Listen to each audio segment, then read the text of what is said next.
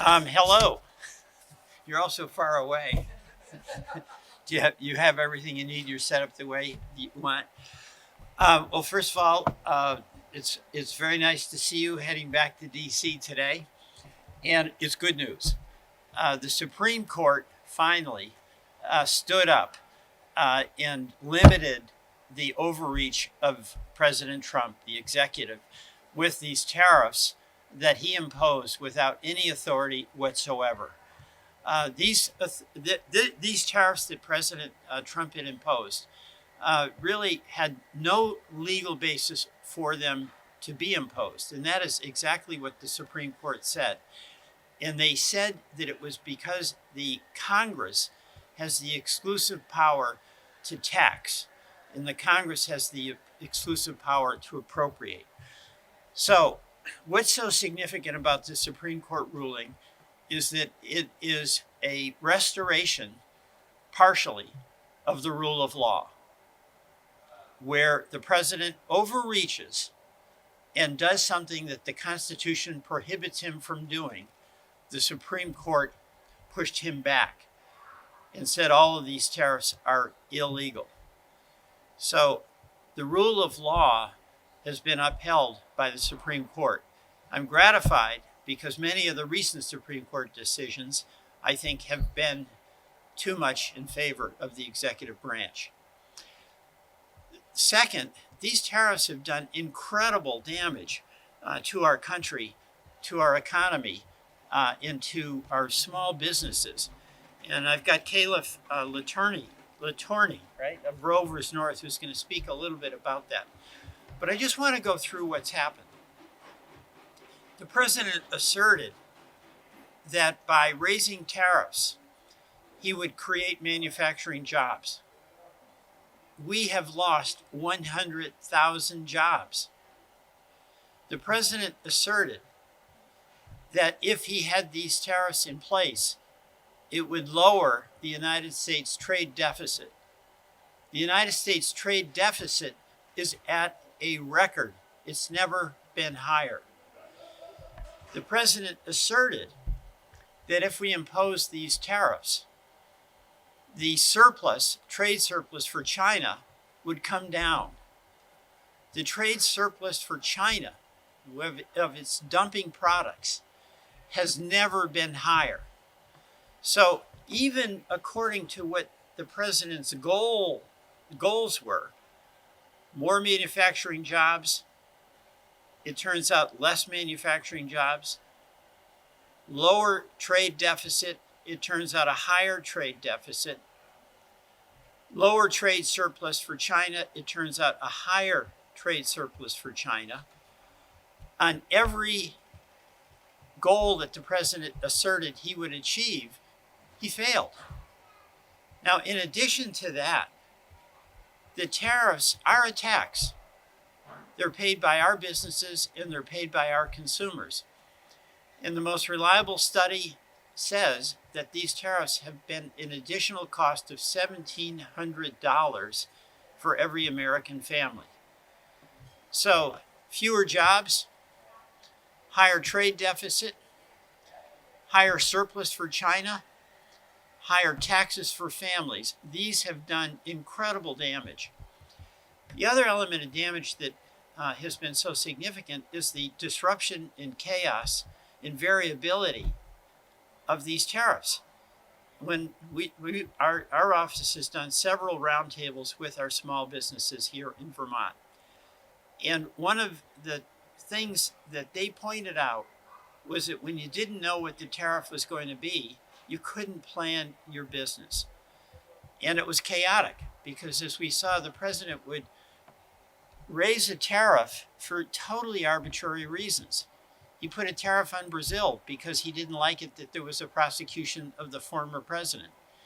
He put a tariff on Switzerland because in the course of a telephone conversation with their leader, he didn't like the way she sounded.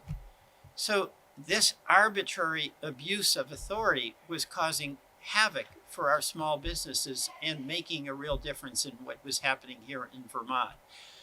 It was also unconstitutional and illegal. So I am extremely pleased that the Supreme Court has issued a definitive ruling saying that these tariffs are illegal and they're over. Now, what we're seeing in reaction from the president is he's looking to try to find other ways to impose other arbitrary tariffs. So this tariff battle is going to continue. But the arbitrary use of these tariffs for any reason, in any amount, at any time, that is over. Thank you to the Supreme Court.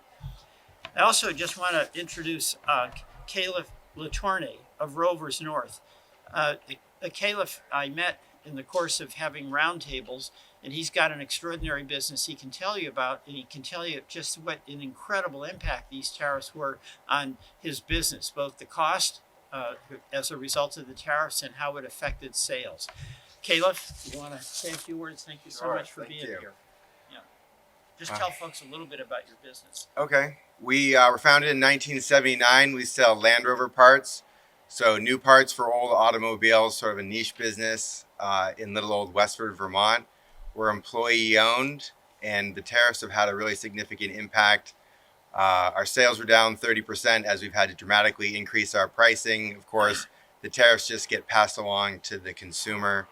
And unfortunately, we've had our first layoffs in company history since being founded in 1979. Our staff's gotten about 20% smaller as our business has reduced about 30% in sales revenue. It's been a really difficult time for us.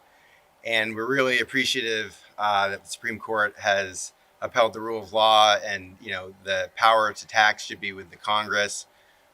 We understand the president has some new tariffs coming in, and fortunately those sound to be temporary, and hopefully the fight goes on and we'll get these reversed. But it's been a very difficult time to be an importer, and unfortunately we just don't make the things in the U.S. anymore, and so adding a tariff isn't going to immediately bring back manufacturing to the U.S. Most of what we're buying just isn't available locally, and it's just a tax on the American consumer. We all need to drive. We need parts to keep our automobiles on the road, and it's been very difficult for us in this new trade environment. Thank you, Caleb. Thank you. Any questions? Thanks, David. They may have some questions for you, too.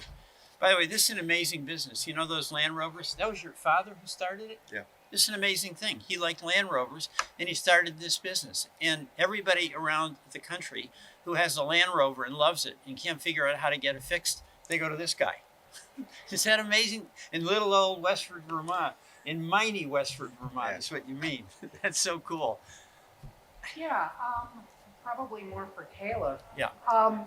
If Step up to the President Trump is imposing these temporary tariffs and he's trying to find a legal workaround to the Supreme Court, how much uncertainty remains with your business and the people that you do business with? There's an incredible amount of uncertainty. We don't know until 2 weeks after, 3 weeks after we've received goods what the actual tariffs were. We supply the harmonized tariff schedule, the HTS code, country of origin, and the value. And oftentimes we've sold the goods already before we found out, what the tariff value was, and perhaps at a loss. It's extremely difficult. You can't run a business. You can't plan when you don't know what the tariff rates are going to be. And often it comes down to the customs agent who's doing the actual declaration. So there's an incredible amount of inconsistency, and even the government's websites won't tell you exactly what the tariff amounts are going to be. And do you expect this to continue now, even though the Supreme Court has said what was imposed was illegal, and now Trump is saying no, 15% on everything? Well, it's definitely a victory, but yeah, the chaos is going to continue, and this just impacts some of the tariffs, right? There's still the 50% steel and aluminum, which was 25% before they started calling him taco or whatever that was, and then he decided, okay, 50%, and 25% in automobile parts. So this is just some of the tariffs, but we're encouraged that it's headed in the right direction, and the courts are doing, playing the appropriate role. And by the way, I believe he's entitled to a refund. His company is. These tariffs were illegal, so the people who paid them are entitled to be refunded. And the administration is, I guess President Trump was saying he doesn't know how it's going to work out. The reality is you had to pay these online, right? So they can be refunded online. There's no excuse for the Treasury not to refund the tariffs that Calef paid already. Well, where do you think the money has gone? Some people have called tariffs a huge grift by the president. You know, we don't know. I mean, there's an enormous abuse of presidential power here. The tariffs are a really good example. And, you know, one of the ironies here is the tariffs really hurt our Midwest farmers as well. And now President Trump wanted, because it destroyed their market in China. In that market, they used to sell their soybeans to China, and now the Chinese buy from Brazil. And the president said, let's use some of the tariff money to make up for what the farmers lost. So literally, when I talk to farmers in Iowa and Nebraska, they don't want a government handout. They want to be able to sell their product. And also, you saw what the president did in Venezuela. He's taken over their oil, and that money is in Qatar. We have no idea where that money is. We don't know who's making the money on it. But the bottom line here is the tariffs are illegal. The government had no right to collect them, and they have an immediate obligation to refund them. And this is devastating. You have this company that his dad started, a unique business in Westford, Vermont, really good workers, employees, a niche market where they created it, and he, for the first time, had to lay folks off. That is a wrenching decision for a family business. And I want his tariff money to come back so he can get those employees back and get his business going again. Yes? On the topic of getting refunds back for either the business or the consumer, what are you doing on the state level to do that? How can you advocate for that? Well, it's a federal responsibility because the feds took the money and they've got to give it back. And I'll be working with my colleagues to get those refunds processed as quickly as possible. Yes, sir. I wondered, Hi. you mentioned the kind of chaotic atmosphere being one of the problems here. I wondered how this sort of continued chaos with this latest sort of 10 and then 15% tariff might be affecting kind of the cultural friction that seems to be impacting Vermont's relationship with Canada, for example, at the northern border. First of all, there's two things with Canada. One, the insults from the president about the 51st state, about the governor of Canada. That has done real damage, and we want to repair it. I think our Canadian friends know how much Vermont values their friendship and our relationship. But they've seen arbitrary action on the part of President Trump, and they're making their own arrangements. Prime Minister Carney spoke about a rupture, and regrettably, that's going to take some time to heal. But it won't heal unless we start treating Canada as the valued business partner it always has been. So that disruption continues. I was just one follow up there. It does seem like, at least in some areas, the duties on Canada will be lower going forward than they have been in the past. Are you able to speak at all about any changes in particular that you see as being potentially positive for Vermont? Well, what's good for Vermont is that these tariffs, the arbitrary ones, the IEEPA tariffs, are ended.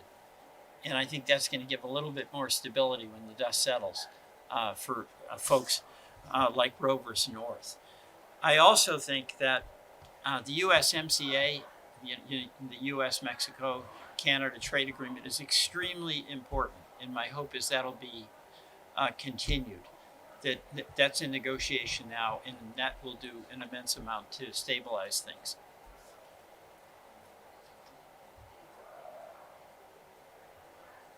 Okay. Can you All take set. it Pat? off topic? Yeah, we can do Um, from you special. Calef, I want to thank you. No, that I visited a lot of businesses, and this is an example. I mean, it's amazing. His dad started this, and there's a lot of businesses like that. You know, enterprising Vermonters figured something out. It grew from something very small to something very large. It became a place where local Vermonters got good jobs, trained, improved, and had this unique business. And the fact that the administration would take actions that are so arbitrary, that would do so much harm to so many good businesses like Calef's all around the country, not just in Vermont, is appalling to me. Our obligation as policymakers in Washington, and first and foremost the obligation to the president, is to have policies that make it more possible for our folks back home to succeed. And these tariffs, arbitrary, variable, rip-off, really have caused an immense amount of harm. And my hope is we're going to get back to some stability here. So thank you, Calef. I really appreciate it. Yeah, no, thank you. Yeah.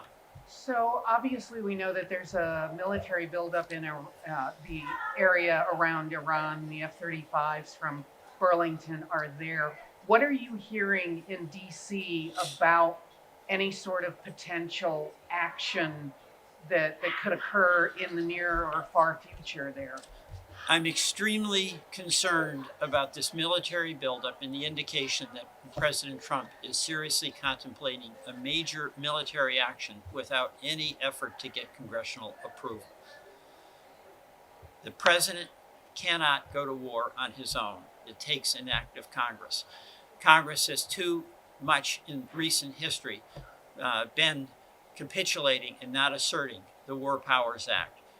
I oppose any military action by the president in Iran, especially on this massive scale, that does without him coming to Congress and seeking the War Powers Authorization in order to act.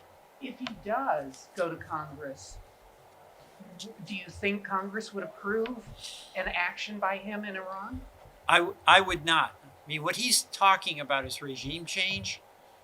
But the point is, he would have to come and make his case to the American people, and he doesn't want to do that. So Iran is a horrible regime. They've killed thousands of their own protesting citizens. It's a terrible, terrible regime.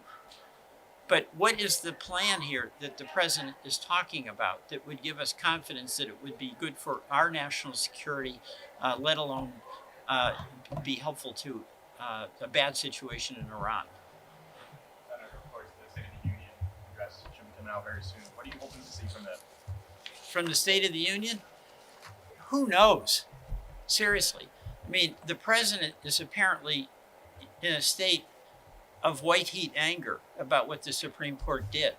And in an unprecedented way, he lashed out at judges who made the decision he didn't like. Those judges are going to be sitting in the front rows at the State of the Union tomorrow night. Is the president going to do something I would regard as terribly inappropriate and attack the judiciary because they did their job? So, you know, I went to the State of the Union last year, and it was a rambling speech. But, you know, bottom line here, these times are hard for our small businesses, for our working families. Affordability is a big issue. You know, we're seeing access to health care shrink. The premium tax credits have expired. That's increasing premiums enormously for a lot of small businesses and everyday families. You know, but I'd like to see him address those affordability issues. I'd like him to talk about housing. I'd like him to talk about our small businesses. I'd like him to talk about how we're going to get a healthcare system that's affordable and sustainable. So that's what I'd like to see, but, you know, I'm not counting on it. So follow-up, I know Becca Ballard is planning on boycotting. Do you plan on doing it the same at all? I'm bringing a guest from Vermont who has been impacted by the loss of the premium tax credits, Alyssa Black. She is in small business. She purchased her health care through the exchange, and I want to highlight through her how harmful the expiration of those tax credits has been. Do you approve of the? Yes. Two questions about the airport. You know, DHS shut down. What's the latest with that? The latest is there's ongoing negotiations to try to rein in the incredibly abusive practices of ICE. You know, ICE should be subject to the same standards of law enforcement that the Burlington Police Department is, that the Vermont State Police are, that the other law enforcement agencies all around the country are. And we've made very concrete demands about practices that would require ICE to be conducting itself according to those rules. And those are ongoing negotiations. My view is that we should separate out ICE and Customs and Border Patrol and fund TSA, fund the Coast Guard, and fund FEMA. And I know you're traveling today. Right after this, I know there's been a massive snowstorm right below us. Is there any impact to your travel today? Thanks to the great people here at the Burlington Airport, no. At least so far, no. I mean, I always say that with fingers crossed. Well, thank you. One more, yeah, go ahead. In regards to traveling, of course, there's a lot of things going on over in Mexico with a lot of tourism. Have you heard any rumors or potential Vermonters being stuck right now? Rumors on what? In terms of Vermonters being stuck in Mexico during the whole protest. I've not heard anything on that. Yeah. Well, thank you all very much. But I especially want to, where'd he go? Rovers North. He went back to work, you know? Oh, yeah, there you are. Calef, thank you so much. I really want to, again, you speak for so many Vermont businesses, and it was very good of you to take some time and join us today. And I don't know if you want to get this, you know, the real story, talk to Calef, okay? Thank you all very much. Thank Yeah. you. Thanks.